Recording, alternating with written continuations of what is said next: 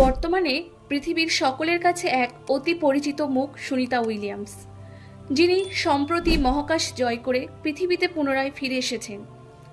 মাত্র 8 দিনের মিশনে মহাকাশে গিয়েছিলেন, কিন্তু কাটাতে হলো দীর্ঘ 9 মাস। বুচ উইলমোর এবং সুনিতা উইলিয়ামসের সফরের গল্প সূচনা হয় 2024 সালের জুন মাসে। স্টারলাইনার স্পেসক্রাফটের প্রথম মনুষ্যবাহী পরীক্ষামূলক উড়ানে অংশ নিয়েছিলেন দুজন।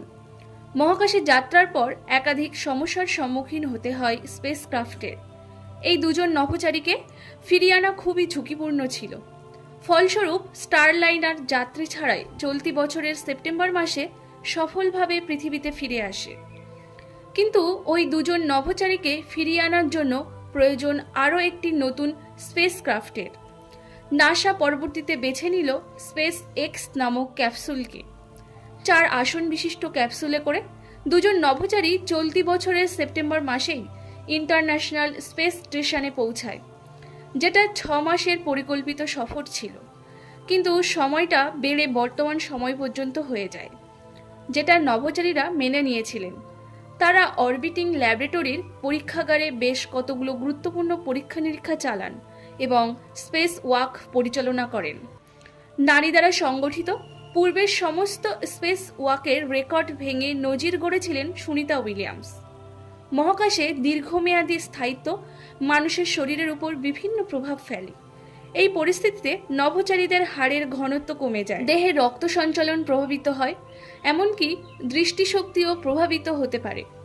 তাদের শরীর স্বাভাবিক অবস্থায় ফিরতে দীর্ঘ সময় লাগতে পারে। তাই বুচ এবং সুনিতা উইলিয়ামসকে দীর্ঘ সময়ের শরীরচর্চার অনুশীলন দেওয়া হবে, যাতে করে তারা পৃথিবীর মাধ্যাকর্ষণ শক্তির সঙ্গে খাপ খাইয়ে নিতে পারে। বহুল পরিচিত সুনিতা উইলিয়ামস আসলে কে?